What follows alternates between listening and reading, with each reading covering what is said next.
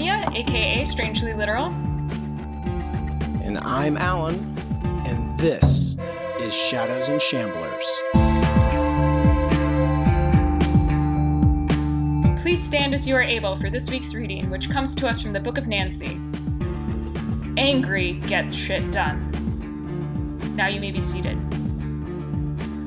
This week we watched American Gods, Episode 8, Come to Jesus. So what did you think? This feels like a weird finale episode to me. It doesn't feel very connected to the rest of the season in a lot of ways, like tonally. Some of the characters seem off to me, but I really like the way that it lands. I really like the way that it sets up season 2, but I feel like setting up that hook took over the story, and we're going to get into it. What did you think? I thought it had some good moments, but I actually didn't think it really felt like a season finale. And I think in general, I couldn't quite put my finger on why I didn't like as much as previous episodes, so I'm really looking forward to our conversation. But before we get to that, let's talk about this week's creators. This episode was directed by Floria Sigismondi. She's mostly directed music videos, including The Beautiful People by Marilyn Manson. She's also directed episodes of The Handmaid's Tale and Daredevil. The teleplay was written by Becca Brunstetter, along with showrunners Brian Fuller and Michael Green. Becca is also a producer on the show and has written for Switched at Birth and This Is Us. And let's recap what happened this week. Mr. Wednesday and Shadow visit Mr. Nancy to get new suits made. While making the clothes, Nancy tells them the story of Bilquis. In the ancient world, Bilquis was powerful and worshipped by many. No king could resist her. Over time, she had to adapt, though. She was forced to leave her native land, but had an even harder time in America, until the technical boy offered her a new way to be worshipped. In the present, Shadow and Wednesday arrive at the mansion of the goddess Easter. A crowd of Jesuses has gathered for Easter's festival day, and Wednesday tries to remind her that this day is hers. Meanwhile, the technical boy sends Bilquis on a mission. Back at the mansion, Wednesday offers Easter an alliance and reveals his plan. Laura and Sweeney arrive. Laura meets Easter and asks for resurrection, but Easter cannot raise someone killed by a god. Media arrives at the mansion and warns Easter about listening to Wednesday. Laura tortures Sweeney into admitting that Wednesday wanted her dead, and makes him reveal the rest of Wednesday's plan. Outside, Wednesday confronts Media and kills her minions as a sacrifice to Easter. He reveals himself to Shadow as Odin, and Shadow finds his faith. Easter reaches out with her power and spreads a famine across America. Meanwhile, Bilquis travels to the House on the Rock, either in defiance or obedience to the new gods. It's so long. Why is it so long? There's a lot that happened. Yeah, there's way too much plot in this episode. But also, not that much plot. I don't know. It felt really, There's a lot of zany bullshit that happens. But it also feels so stationary. I feel like so much of this episode is just them sitting and talking at the party. Mm-hmm. And that was, part of the reason why the climax felt like a rap battle, almost, in a weird kind of way. It's very weird. Yeah.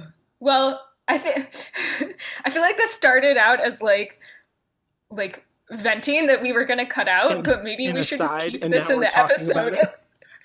Yeah.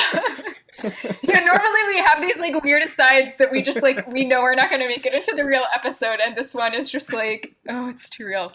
Okay. Pulling back the curtain, y'all. Okay, so I guess I wanted to start by talking about Bilquis, because I feel like this answers a lot of the questions we had about Bilquis earlier, and like Mm-hmm. things that I wasn't comfortable with from a storytelling perspective. Like I didn't have any problems with the character, but just a little bit of the way that things were structured.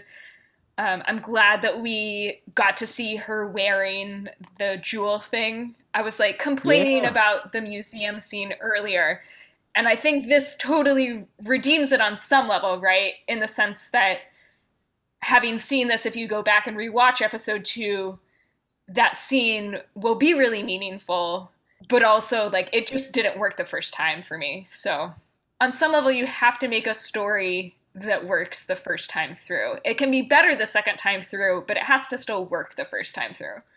All kinds of stuff with Bilquis gets answered. Yeah, like you said, I think that the Bilquis story might be the best story in this entire episode. Yeah, I really liked it. I like that Nancy seems to be telling her story, but we continue to get it after he's done telling the story, and that adds to like the kind of disjointed flavor that this entire episode has in my mind. But I don't know if that bothered you at all. I don't know. It kind of worked for me. This is, I mean, I guess it's worth pointing out that this is a different kind of prologue than we've had before. Mm-hmm. I mean, when Mr. Ibis has been narrating stories in the past, it has been like very separate from the episode itself in just like a pure storytelling frame way. Like it might be thematically related, but it's not a story that's being told in the story. It's just being told around the story. And I did kind of like that sort of new approach and angle to it. I thought it was fun. Yeah, so this prologue comes to us like through Mr. Nancy, which is kind of interesting because in his pantheon from West Africa, he is literally the god of stories. His telling this story kind of makes sense in the way that it did for Mr. Ibis. You know how he was like the god of writing and the god of truth. And so it made sense for him to be able to like perceive Mad Sweeney's story from a distance and then record it. It feels like the same kind of thing, in my opinion, for Anansi to sense Bilquis's story and then tell it at a distance. And maybe that's why he was able to tell the future before, too. Interesting. I hadn't thought about that. I don't really buy his sort of like story intuiting ability as allowing him to tell the future. I think I still only like the prologue of episode 2 as him being an unreliable narrator and falsely recalling what happened. It could be, right? Because he's kind of, there's like a weird thing there where he's being like incepted into that story somehow, you know, like it's his story, but through Mr. Ibis. Well, I just think that like Mr. Nancy probably came over on a slave ship. Maybe there was a slave revolt and the boat went down. Maybe it didn't. But this is sort of like the story that he's inventing retrospectively for how he came to America. And it's like probably complete bullshit, but I don't care. I love that. That's the canon for our show. That's what happened. I mean, right, because like on a certain level, it doesn't matter if stories are really true. What matters is like how powerful they are and how they make us feel. So how does this Bilquis story make you feel? Like, I mean, we talked a little bit about it, but let's really dig into it because we start off here in a very ancient temple with a crazy orgy scene. Yeah, and I actually really loved the way the orgy scene was filmed. It was very sensual, but it didn't feel super exploitative or male-gazy.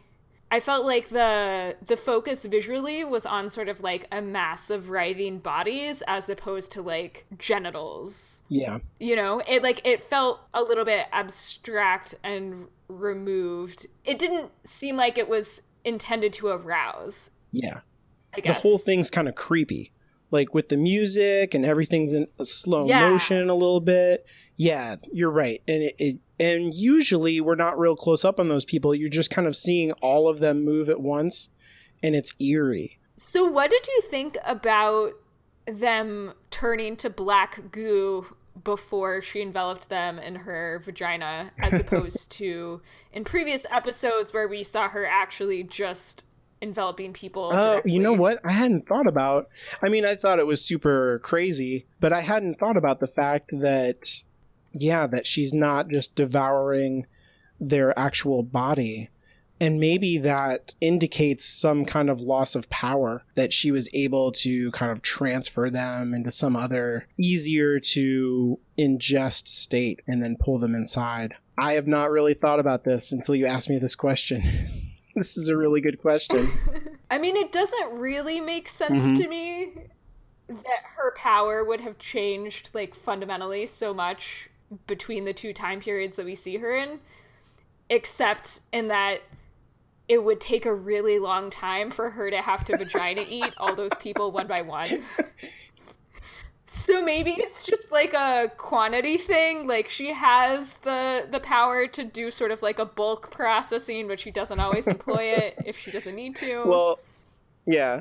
As you were talking, I was kind of like, the first thing that I'll do if I don't understand something in a story is I will kind of ask myself, okay, you've been hired to tell this story.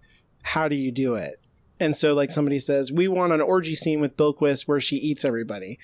And so it would be kind of like weird and silly to have her be like a Kirby video game where she just like inhales a bunch of people, like or like Pac-Man, or exactly. Like, that would be really weird.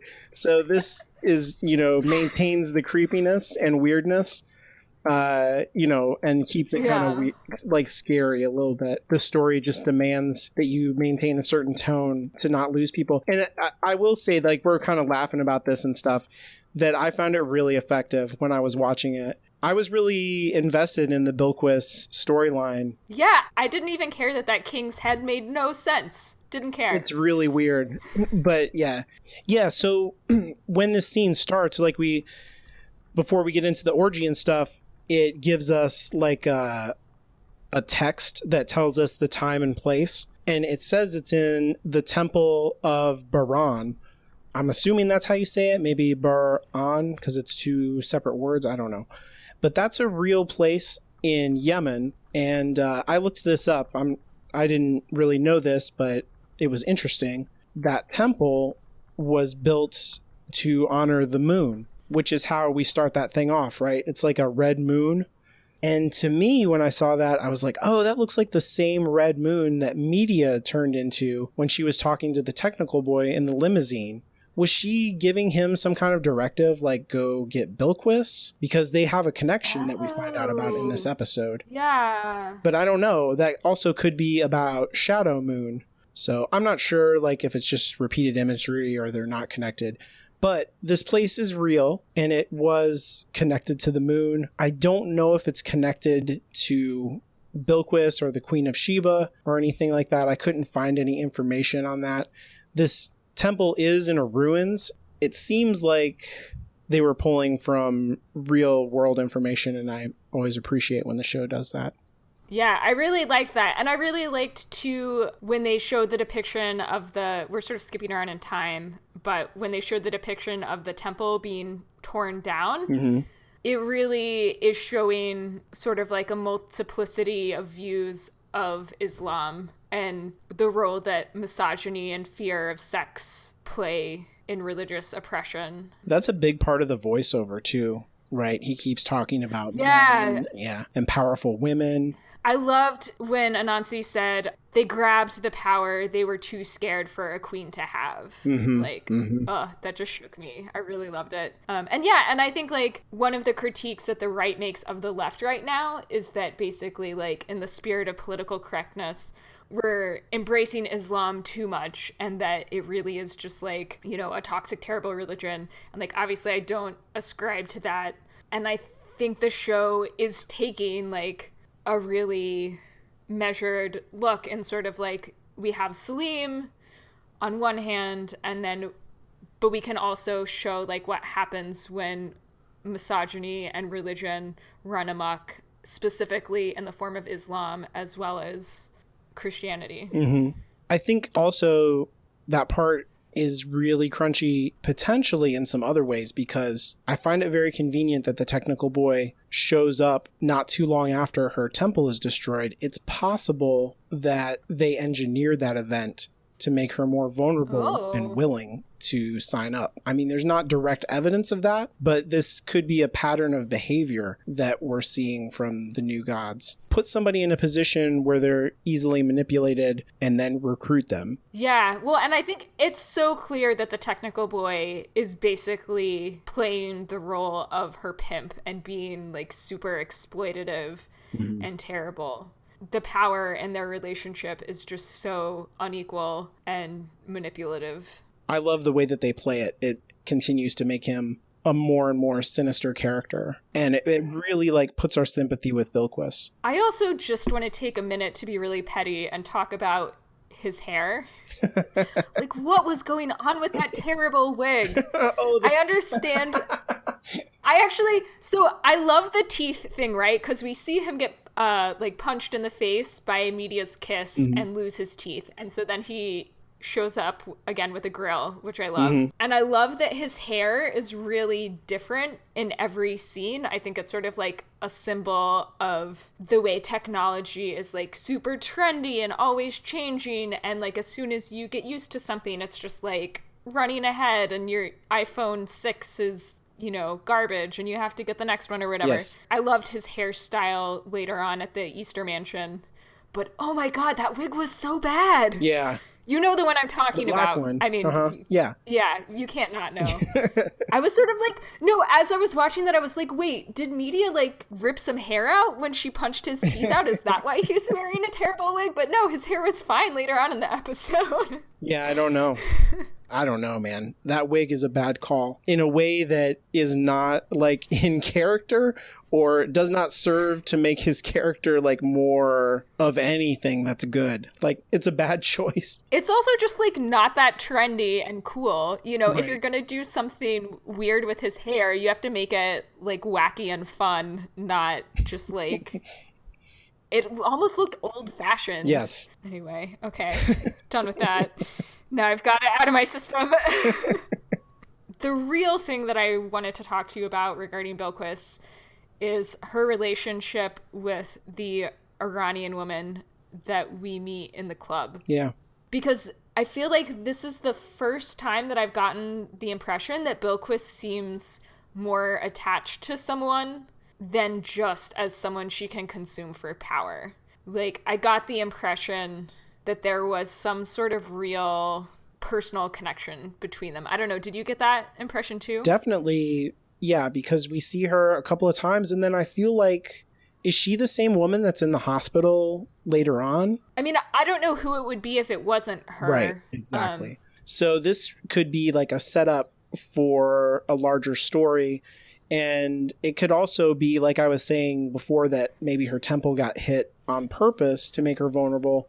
Perhaps this person who she cared about was also like something happened to her to isolate Bilquis and make her more vulnerable. And so, yeah, so when the camera is first zooming into the hospital bed, I paused the show so I could like look really quickly. And it does say that she's HIV positive. Oh. And the voiceover from Anansi says, but America, too, could take issue with a woman of power. It finds ways of cutting her down and punishing her for daring to be. So even her existence is like, yeah, that's interesting.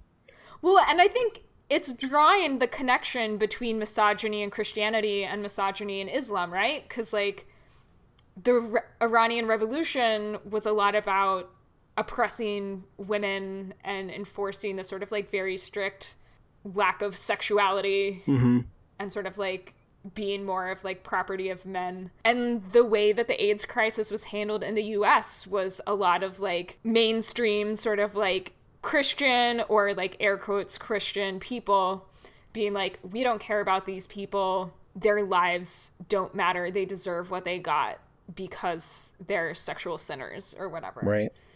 Yeah, this is reaping what you sow. Yeah. Yeah, I mean, it's interesting because they left Iran to try and get away from that misogyny, and then ended up getting kind of hit with it in the U.S. I mean, I think you can argue that a fear of homosexuality is in some ways like related to misogyny, in that it's like you're not performing your gender role in the very strict way that you're supposed to.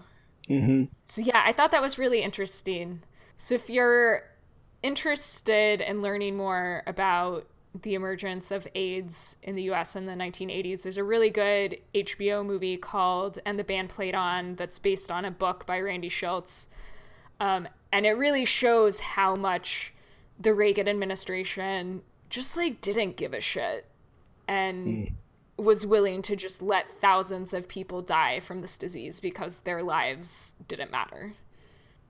And we know from before that that's something that was on Brian Fuller's mind, you know, growing up in the 80s and being gay. So this is an issue that he cares about quite a bit. And so it's not surprising to find it sneak into the story.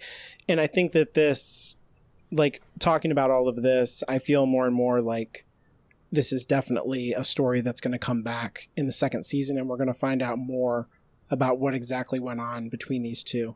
Yeah. This episode makes her so much more interesting, I think. She's not just simply villainous or monstrous. She's very sympathetic, and she has all these layers to her that are really interesting. Yeah, and it's not just a gender thing either, right? Because we've seen Bilquis consume women before in the same sort of like perfunctory way. Mm-hmm. I can't believe I just described vagina eating as perfunctory, but you know, like it wasn't like an intense emotional connection for her. Yeah, you're right. Perfunctory vagina eating, whatever.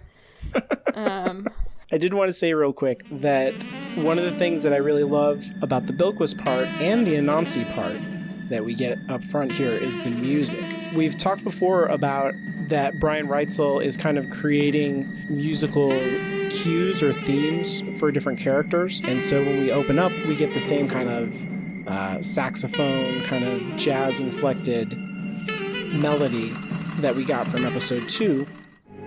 And also with Bilquis, we get this very eerie, like, long, I'm not sure what instrument is being used, but this very, like, eerie music that's always behind her when she's consuming people. That's in the temple.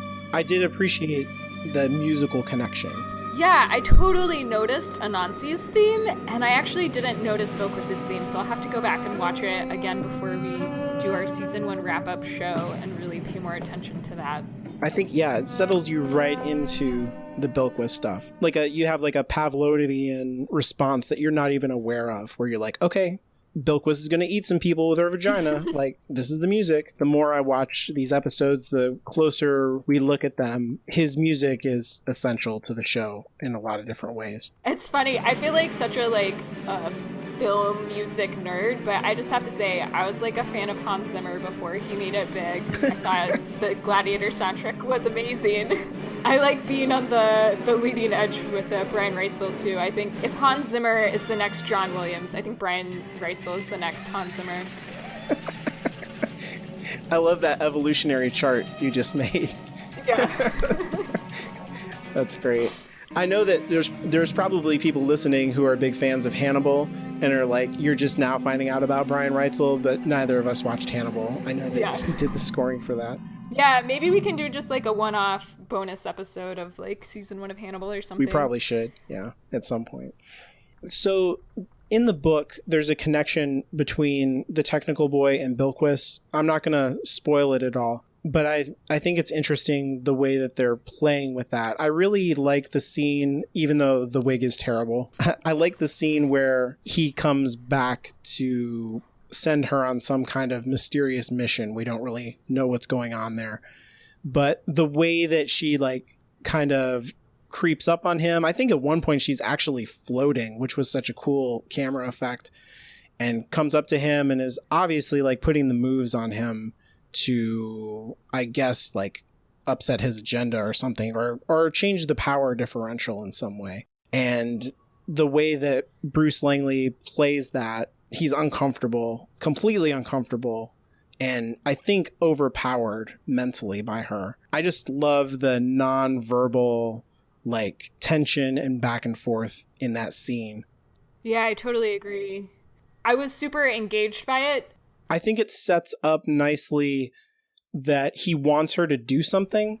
I think he blames Shadow for getting his teeth knocked out, and he is out to get Shadow. I think that he's sending Bilquis to get Shadow, to like seduce Shadow and consume him. Oh, I like that idea. I did not come up with it myself. I'm not sure how much I buy it, but I really like that.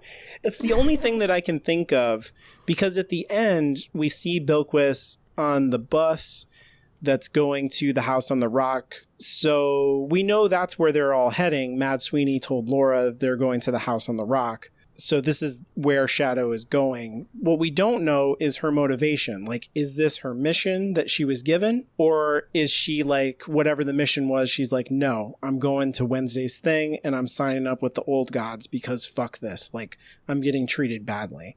See, I definitely interpreted it as her rejecting Technical Boy and going up to meet up with the old gods. Mm-hmm.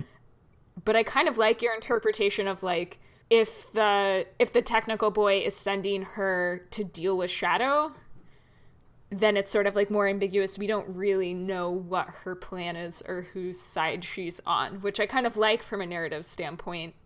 It could backfire so easily. I mean, Technical Boy's not the smartest dude, clearly, but I feel like... And there's really no way to get at Shadow via a god without sending that god to Wednesday, right? Because Shadow and Wednesday are pretty much inseparable at this point. Yeah. It just seems like there's a lot of room for this to go wrong for the Technical Boy. And Wednesday... If that is indeed his plan. Yeah. Yeah. And if it is the plan, I think it's his plan for exactly that reason. This isn't Mr. World's plan, because it's not a good plan.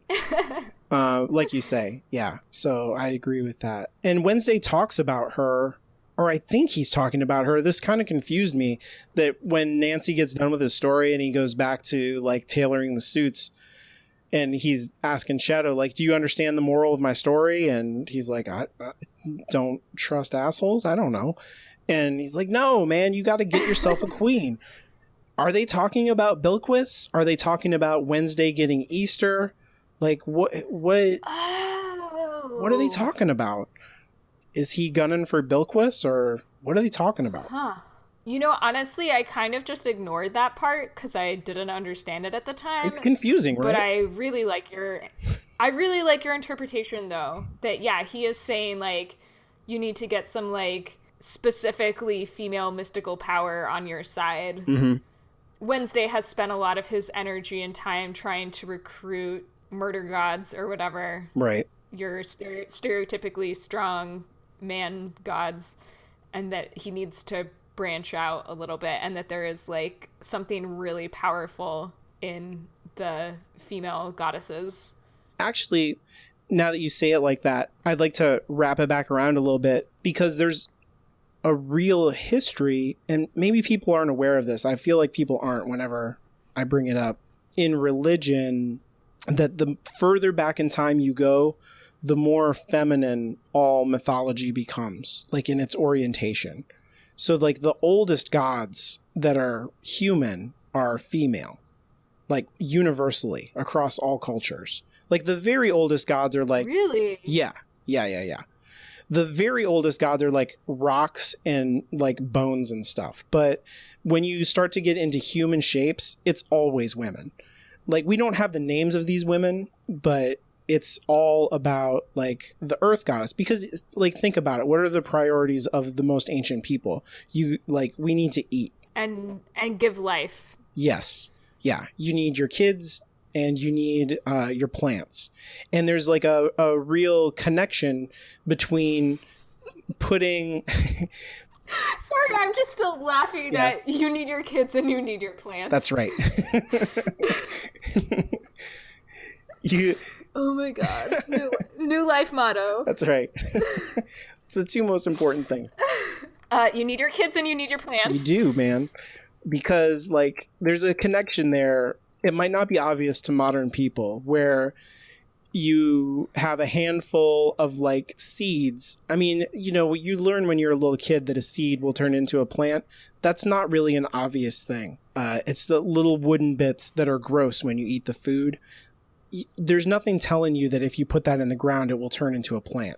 In the same way that semen inside of a woman turns into a baby. Like, there's a connection there between these two things that are not obviously the way that it will turn out.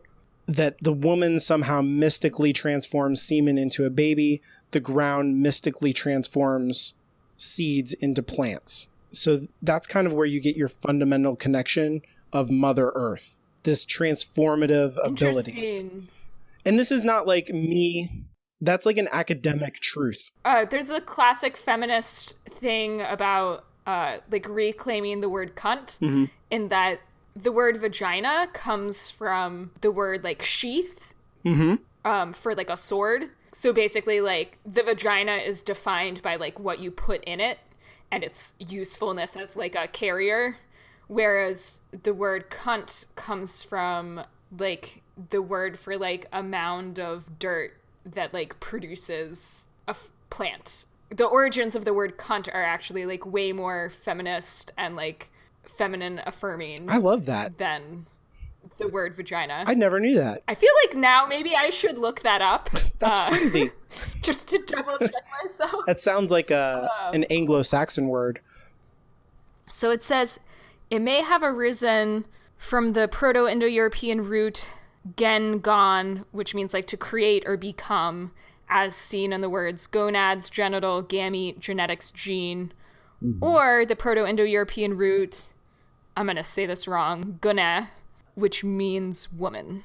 So... like goneril. Yeah, okay, so it's similar. And you can see right there, because Indo-European is some of the most ancient language, and that's really where we get a lot of our knowledge about the most ancient religions, is from Indo-European philology. Well, I mean, this is super nerdy, you guys. I'm sorry. Like, this is like how we know this stuff in a lot of ways, because archaeology can only take you so far, but you can trace stuff back like through the language and how it evolved over time as people migrated from the Indus Valley up into the European spaces and across the Middle East and stuff. So when we say Indo-European, that's what we're talking about. So women are associated in the language and in the mythology with the generative properties of creating new people, fertility, and then you associate that with the earth, and so you get the Mother Earth archetype, and that's what the oldest gods are. They're associated with the earth and with sex and fertility and all that kind of stuff. And we've talked about that before. But as you move forward through time, you get more and more male gods. And if you've already associated the earth with a female god, if you're going to start to make sky gods, it just naturally becomes male. And then also, like, ancient civilizations needed to know when to plant their crops, because you can't just put a seed in the ground any old time and have it work. And you would do that according to the constellations. And so it seemed like to ancient people that the sky was in charge of the ground's fertility in terms of when plants would rise. And you associate the sky with maleness, and you start to evolve this sensibility of men being in charge of women, which it doesn't help that men are generally much larger than women and able to overpower them.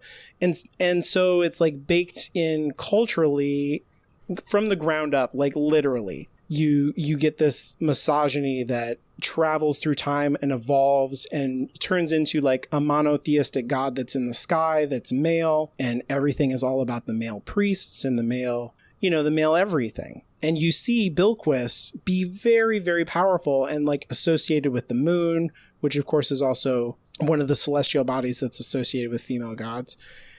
And then as time marches forward, she becomes less and less powerful until at this point she's under the direct domination of a male god, who is like tied to the economy and tied to the power structure of the globalization. So I think the show is like doing some really smart stuff with the way that we're depicting like ancient history, Bilquis's place, and then in modern times, the way that we're dealing with the misogynistic culture and who has the power and why they have the power and how they're using that power. Like, all of that stuff is super interesting.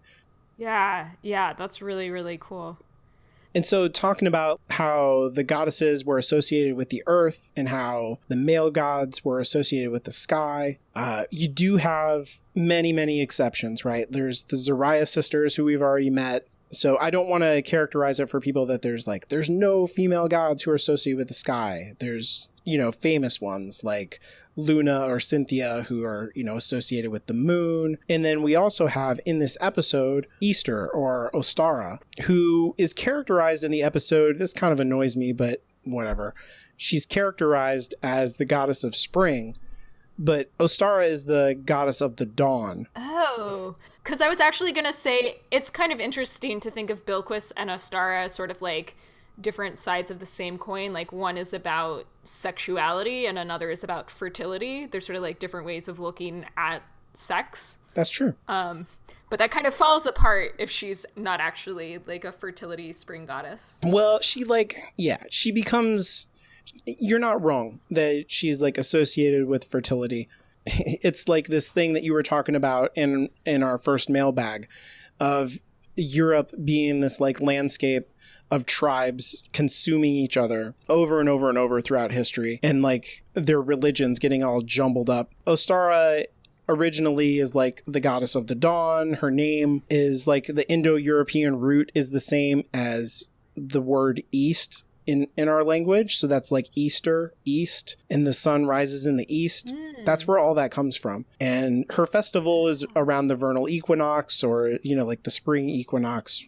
As, different tribes conquer each other, you have to like assimilate the traditions around the spring festival. So she gets associated with eggs, which of course are like part of fertility, with rabbits, which are an extremely fertile animal. And so that's like where all of our Easter traditions come from.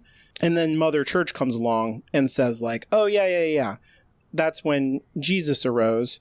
And so now we're just going to marry Jesus to your traditions of coloring eggs and roasting rabbits.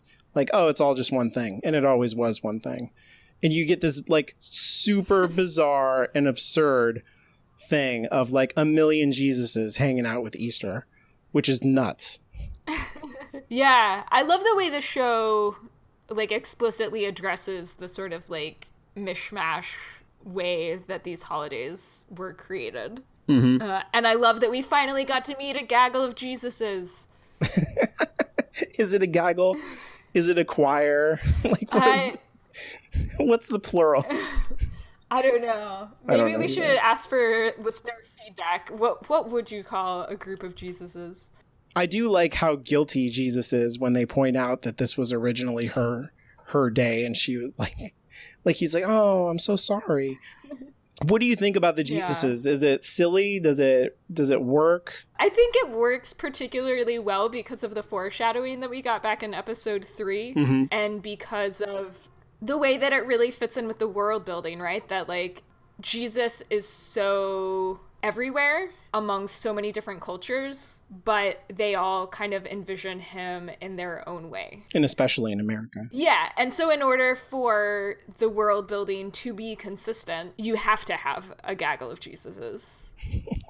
I almost wish that we had gotten more insight into how they might be different from each other, mm-hmm. but this episode didn't really have room for that. Oh, God, no. So. Yeah. I mean, I guess it is, like, mostly played for the joke, right? Because there's, like, the Jesus sitting on water. I love when Laura gets out of the truck and she goes, Jesus Christ. That was pretty good. I also love that they put in the baby Jesus. Like, you see Mary there, too, nursing the infant Jesus, because so much of Christianity is also built around, like, Jesus the infant, not just Jesus the adult. So I thought that was a really careful, thoughtful inclusion. And then when Ostara says, she says something about, like, blah, blah, blah, all of the Jesuses that died on the cross and the ones that didn't. I know. It's great. I love that. Yeah, because with the Protestant religions, they don't have Jesus on the cross, he's always like, when they depict the cross, there's no Jesus there, and then Catholics depict him on the cross. And so it's very much like Wednesday says in the episode, however you picture him in your mind, like that's what manifests. I am very glad they didn't have crucifix Jesus at the party. That would have been a real downer. Well, you do get the one guy holding the jelly beans. The jelly beans go through his hand, which is pretty weird. I think like a rabbit literally shit some jelly beans at one point. Yeah, I love that too. Yeah, that like, of course, like our holidays are like so sanitized and commercialized, right? Like it's not a real experience in a lot of ways, and so of course there wouldn't be rabbit shit, but if you have rabbits, you have to have rabbit shit, so we'll just like make them jelly beans instead. Yeah. While we're talking about Easter, I did want to call out Kristen Chenoweth, who plays Easter, and I thought she did a really great job. Oh yeah, I loved her too. She was great. I was so surprised. I heard that she was cast, and the first thing that comes to mind, because I have little kids, is a Disney movie that she was in called The Descendants, where she plays the main villain. I was like, oh, that's who's Easter? But she knocked it out of the park. I thought she was great. Yeah, I have no previous experience with Kristen Chenoweth, so I had basically no expectations coming in, but I thought she was awesome. She holds her own with Wednesday, and every scene she's in, she's really, really fantastic. Yeah. I am so trying to avoid talking about Shadow because I'm not happy about it, and I don't want to sit here and complain about the show. But I feel like we gotta deal with it. This episode turns Shadow into a dummy. Wait, by dummy, do you mean... an idiot? By dummy, do you mean idiot or like a Crash figurine? Both? I don't know. It's not good what's going on with him. I don't know, man. Yeah, no, I think it's kind of like what we talked about before, right? Like they took an emotional transition that would have been powerful and was powerful like the first time, but it's like every time you hit that note, it's diminishing returns. Mm-hmm. So now might be a good time to talk about some listener feedback that we had, which is actually not even about this episode, right? We're recording this before episode 7 even airs, but I feel like it's shockingly relevant given that. Yeah. So this feedback is from HCon, who's at Spawn of Oz on Twitter. And he says, where is the outrage at Wednesday for manipulating Shadow, putting him in scenarios of extreme danger, and apparently not being entirely upfront about what is going on? Instead, everybody loves Wednesday. And if you're taking on such topics, perhaps you guys can find some time to address what the show is not doing with Shadows. If the writers can devote so much energy developing storylines and characterizations for Laura and Sweeney that never took place in the book, perhaps they can do the same to give Shadow more agency and something else to do rather than take a backseat to Wednesday as they meet up with other gods. Shadow appears to be consistently manipulated, lied to, and led on by people in his life. And while even his dead wife is able to put 2 and 2 together swiftly, Shadow still seems to be running in place regarding how he is adjusting to his new reality. This makes him look slow compared to the white characters on the show. And I find that more disturbing than any overblown talk about Laura's white privilege. And so I guess this was part of a longer message about Laura, but we're going to wait to address that until a later episode. But so I was thinking about that, and then also thinking about, unsurprisingly, an article from Black Girl Nerds. You know how much we love them. So this is by guest blogger Courtney Anderson, and the title is The Innocence That Is American God's Shadow Moon. The show's protagonist, Shadow Moon, is the kind of character I can't help but fall for. Sweet, well-meaning, and endlessly confused. Shadow is a kind of character I've hardly, if ever, seen on TV. A naive, almost innocent, in quotes, black man. Black people are pretty much never allowed to be seen as naive or innocent. With a few exceptions, we're always the hardened, sometimes scary characters that exist to pass on wisdom to our white counterparts. We're the street smart ones, the ones who have to be more mature than our white counterparts. We're the functional sidekicks who are around to expose our white friends to a harsher, real world. Shadow is not the hardened black man who exists to guide his white friends. Shadow's the one who needs guidance. And all of the white people around him are the ones who are sketchy and hardened.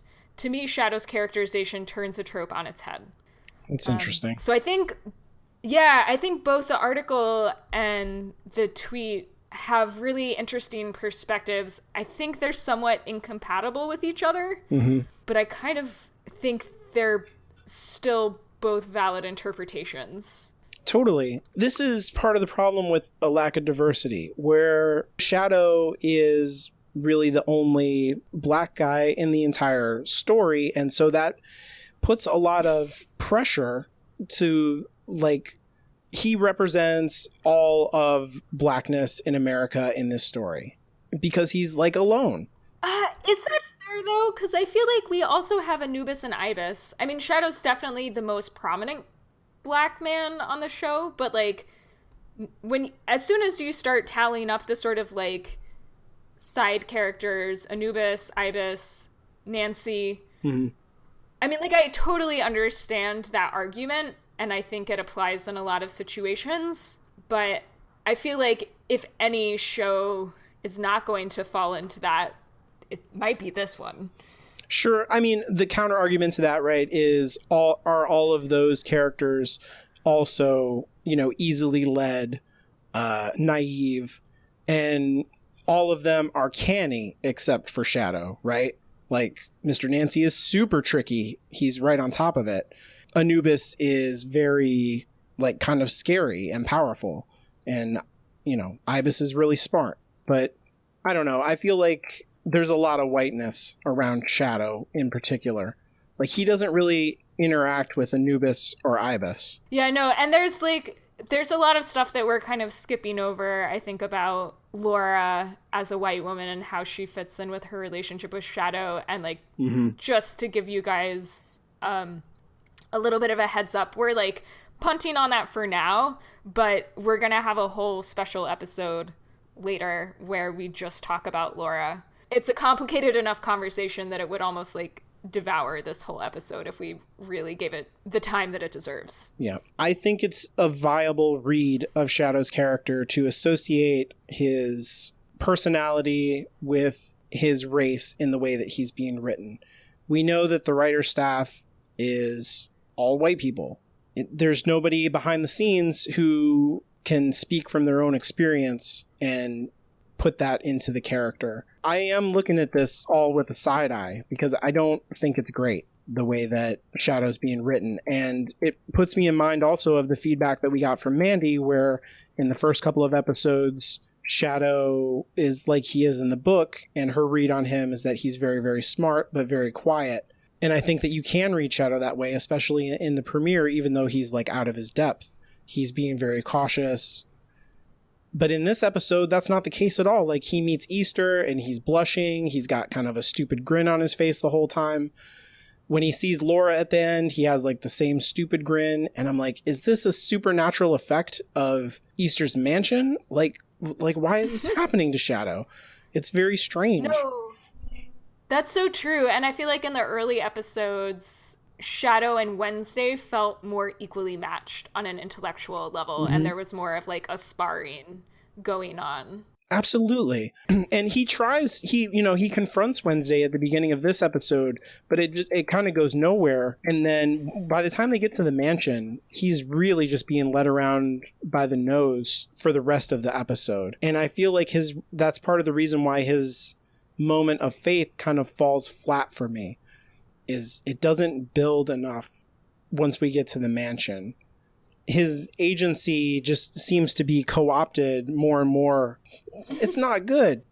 I wonder how much of it is, like, really fundamentally a character problem or a character problem that stems from a structure problem.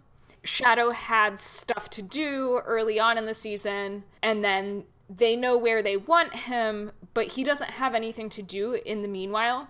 So they're just having him spin his wheels and basically stall. And that sort of stalling ends up making him look really stupid and end up repeating these same notes over and over again. That's a fantastic point. And I agree with you. I think that's a problem with this episode, that it's very busy setting up the primary conflict for the second season. The character arcs become secondary to, setting up the board for the next season. The chessboard. Exactly. I like we had the same metaphor in mind. That's right. Yeah. Yeah, and so in some sense I feel like the size of this problem really depends on sort of where they go from here, right? Because if in season 2, Shadow becomes much more active and has a lot more agency and is able to use some of that cleverness that we saw earlier on in season 1, when you're watching it through and you know where it's going, this feels a lot less problematic knowing where he's ending up. Yep. Or, you know, maybe it just gets worse and worse. I hope not. I think we'll have to wait and see. Yeah, I mean, I hope not. I think we're right to point this out, though. That it's a problem here. Yeah. Yeah. Yeah, but I also think that the sort of counter perspective to that Shadow is being really painted as sort of like innocent and naive and like kind of an adorable way, and that's not a portrayal that Black characters get in media very much, is also kind of, I find it interesting, and it's not something that I ever would have come up with. Me neither. I'm glad that she wrote that. Yeah. And I'm trying to think of it in light of this episode, because I feel like his innocence and trust increases, you know, from the beginning of the episode to the end. But I'm not sure if that's because anybody in the writer's room is kind of like, let's invert this racial trope that's in fiction. I don't know if I buy that. I think it's a good observation. Yeah. But I don't think it's motivating the fiction. I think it is plot, and it's not malicious, but it's a side effect of misplaced motivations in the storytelling. They're not taking Shadow's emotional arc across the entire season into consideration. It really hurts this episode. I hope you're right about, like, watch the premiere of the second season, and I'll be like, you fixed everything. It's great now. Yeah. I don't know how they do that, but but I hope they do. Yeah. Well, okay, so I think this might be a good time to talk about sort of like how this episode does or doesn't feel like a season finale. Mm-hmm. The climax, right, is this sort of rap battle between Media and Odin.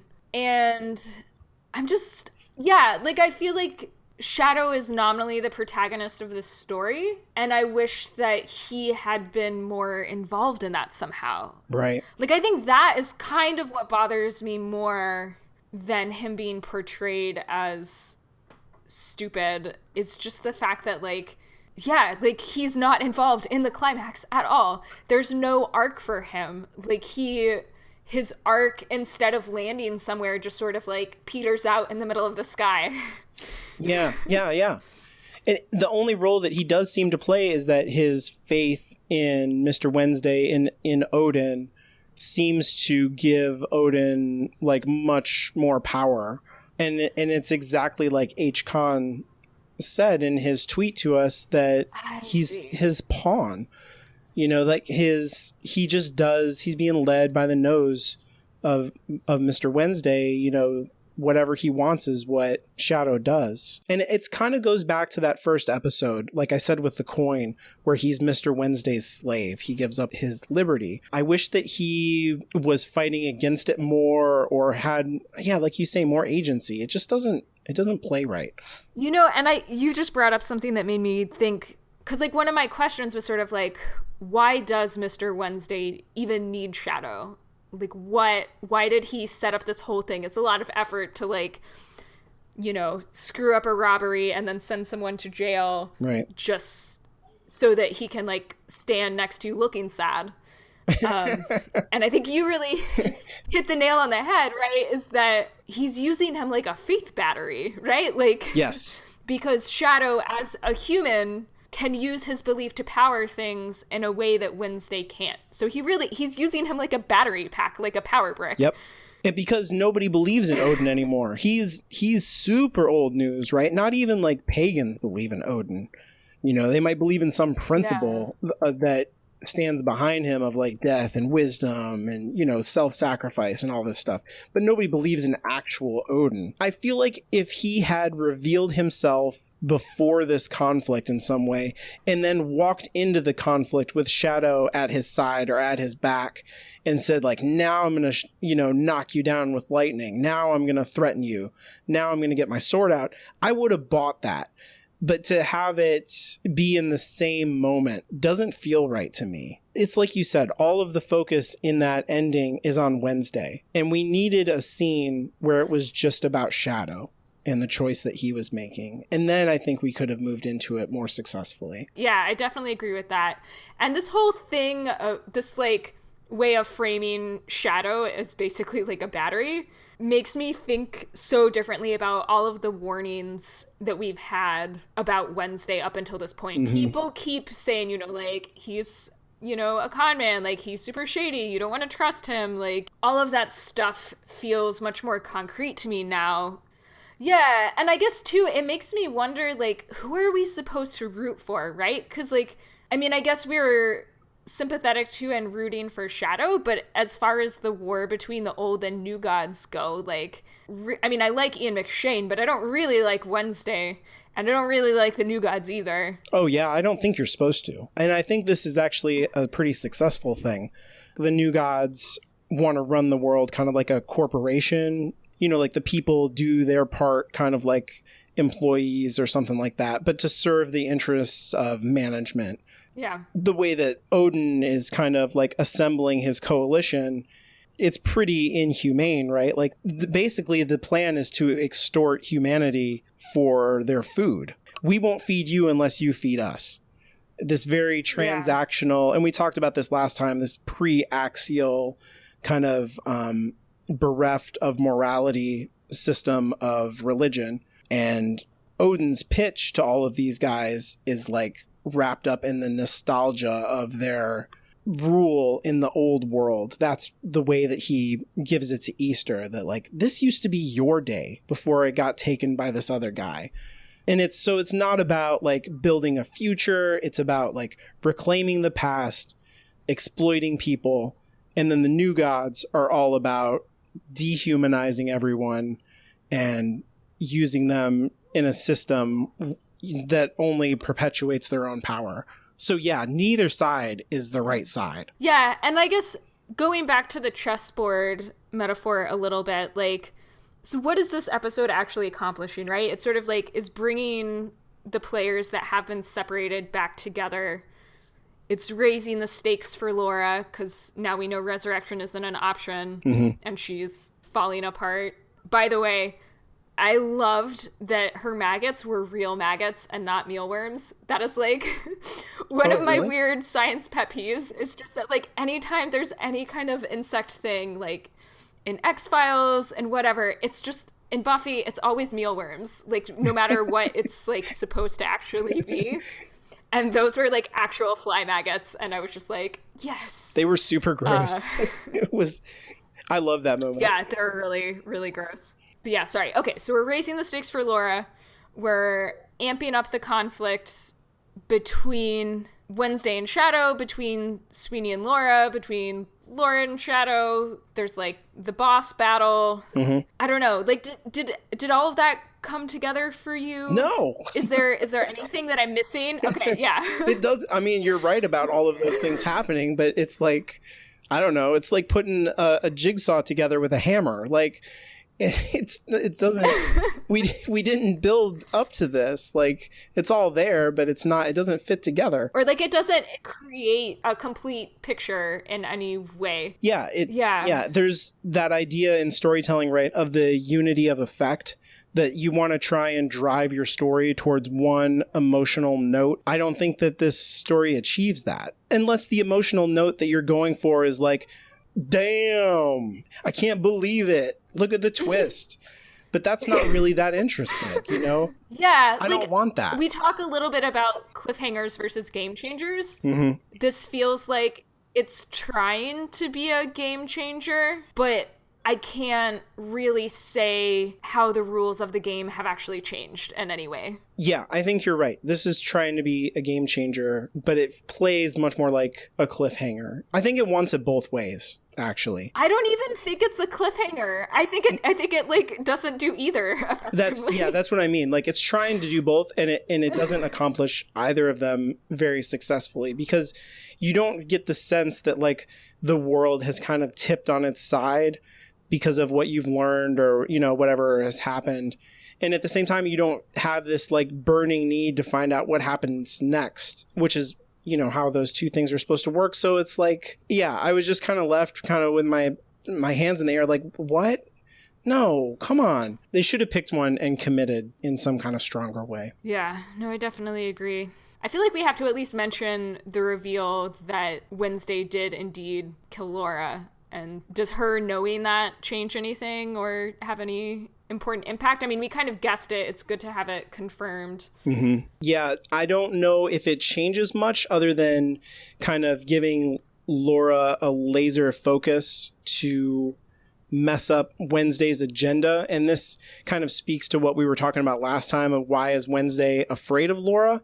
I think it's exactly because of this, because he put the hit out on her and he knows if she finds out, she's going to be pissed, and she is, and she's coming for him. So I guess going back to the idea of just like what this episode is accomplishing, on some level, it seems like the thing that this episode is doing is basically there's a bunch of stuff that has been hinted at, foreshadowed. Some characters know, some other characters don't know. And like the one thing that this episode does is get everybody on the same page, reveal all of these secrets so that then we can have like new conflict for season 2. Mm-hmm. But I think where it falls flat is that it's revealing all of these secrets that have been heavily foreshadowed, but because the audience like has pretty much picked up on a lot of it, it's not actually that revelatory, and it doesn't do a good job of explaining what those secrets actually mean, right? So like Lonnie Diane Rich always says the purpose of story is meaning making, and like right. I think that's really where it's failing. Like a bunch of things are happening, but it's just all technical and no meaning. Right. Like this isn't about the high cost of keeping secrets or something like that, where we could play off the theme of it. It's just a bunch of secrets that tick the plot forward and change the motivations of the characters. So it's a big problem. And I think you're right to point it out that it's part of the reason why emotionally we don't get that game changer feeling. I don't know, maybe some people will binge watch it and be like, that was amazing. And we're kind of peering very deeply into the story. I think that a story should be able to handle some scrutiny and still deliver emotionally. Other episodes have managed to do it. This one just feels very scattershot. So is there anything else you want to say? I think my only other comment was, I feel like Wednesday running over the rabbits was supposed to mean something, but there were never any consequences for that. And I don't know what he was like. Were the rabbits trying to keep him out? Ostara seems genuinely surprised when she sees him at the party. Mm-hmm. And the rabbits are her minions, but it's not like she was mind melding with them and sent them to block his path, because otherwise she wouldn't have been surprised when he showed up. Mm-hmm. Is it just like Wednesday's a dick, or? That's how I took it. Yeah. I don't know. It drew too much attention to itself for how little it actually mattered. Yep. I'll put it that way. That's exactly right. There's no real payoff. Yeah, and I feel that way a little bit too about the Jesuses. Like, it's a fine joke, and it does that incremental step of like moving Shadow's faith. He has the brief talk with Jesus about his fundamental nature. And Shadow's like, I just don't think I'm built to believe. And Jesus says, I'm built to only believe. And, you could get like into some kind of metaphorical discussion about modern people and the way that we see the world, but I don't feel like it's earning that discussion. And so for me, the Jesuses don't really pay off. And when it comes to the final conflict, they don't seem to matter at all. They're not fueling the new gods or Easter. And so their presence becomes kind of like this punchline. Even though it's cute, it's not really worth all the effort and whimsy that gets injected into this episode that could otherwise be more dramatic and focused on Shadow and Laura and Wednesday. Yeah, and I guess too, I feel like as someone who has some like Raven henchmen, Wednesday should be more respectful of like other gods, animal companions. Yeah. I don't know. I guess this also, and this didn't pay off, right? Now that you talk about the rabbit, it reminds me of the car crash that was caused by a rabbit. Was that on purpose? Was this Easter crashing the truck? Who was that for, though? Like so we find out in this episode that somehow Sweeney and Easter have a connection.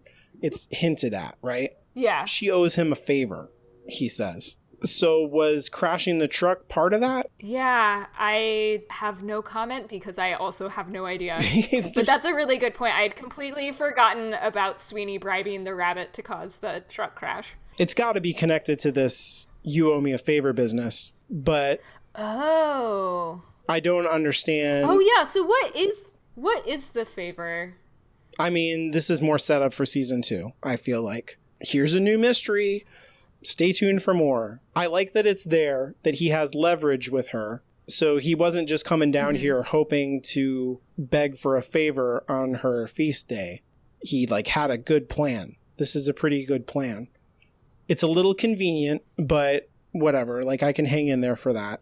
But yeah, we just don't get enough, and I feel like it's just setting the table. So now it's time to highlight one way that the show surpassed the book and one way that we think the show failed to live up to the book or just our expectations for good TV in general. So, Alan, what was your biggest disappointment? The scene where we meet Easter in the book, it contains one of my favorite scenes. I'm not going to spoil it here in my disappointment, but when I read the description of this episode and saw that we were going to get Easter, I was like, oh, maybe we'll get that cool, funny scene where Wednesday talks about religion and stuff. It's one of my favorite things in the book. And it just wasn't here. So I felt its loss keenly. Yeah, so what bothered you this time? I feel like I'm not really holding up my end of the bargain on this section because I just haven't had time to read the book at all. So it's hard for me to give insightful things like you. But I'm going to go with Technical Boy's wig. It bothered me so much, I'm still thinking about it. It's fair. It's pretty bad. Yeah. Okay, so what was your biggest improvement? I do like that Wednesday is actually striking back. In the book, there is a whole lot of, it's all just pretty much machinations. There's not a back and forth between the old gods and new gods. It's all just planning and planning and planning until the last couple of chapters. So this has some really big moments where, he's calling down lightning and people are fighting with each other and some big things happen here. And I think that's pretty cool. I think that's going to keep their audience and grow their audience for the second season. It's a smart way to write the TV show, I think. What did you like? Well, I just wanted to say, wow, that was a really great answer. I'm glad you're redeeming the fact that we've kept this section in the show so long. I think my favorite addition was just all of the really great Bilquis stuff that we got in this episode. I love fitting her coming to America story into a more modern history. I mean, I guess we haven't talked about this before, but her coming to America story, is Bilquis the first god who's decided to move to America? Oh, she moved to herself. Escape shit going on in her homeland? Or is the woman who we see in the hospital bed, she was on the plane and Bilquis was sort of riding along with her. Oh, you're blowing my mind.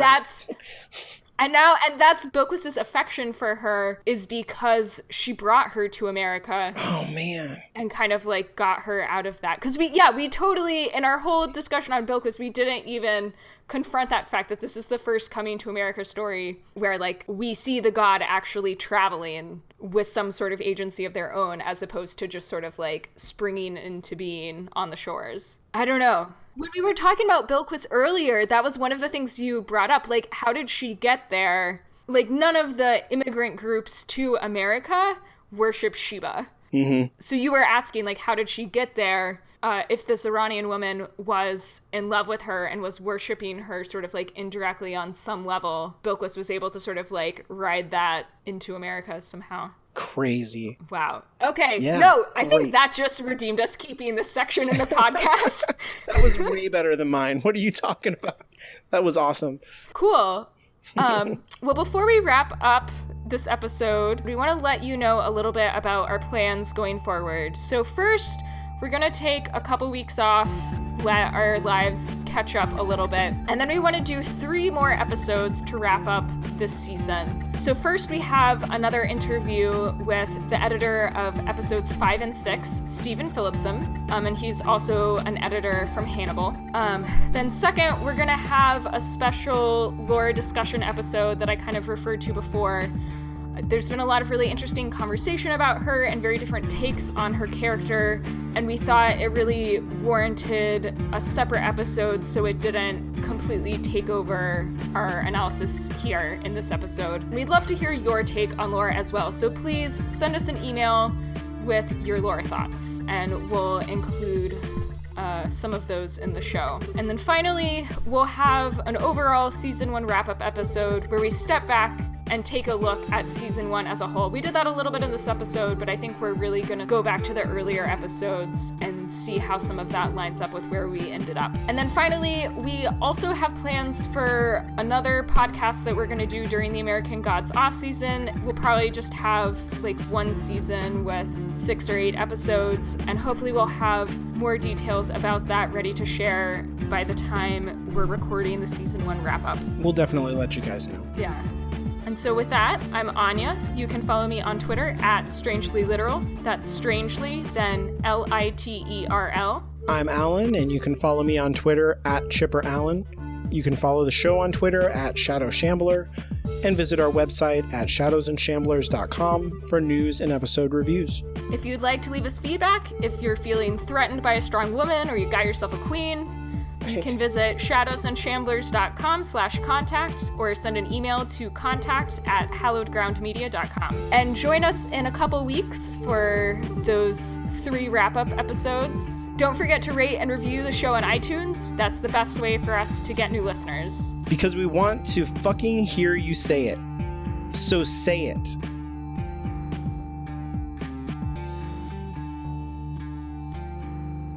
Shadow and Shamblers is a Hallowed Ground Media production and is released under a Creative Commons non-commercial share alike license.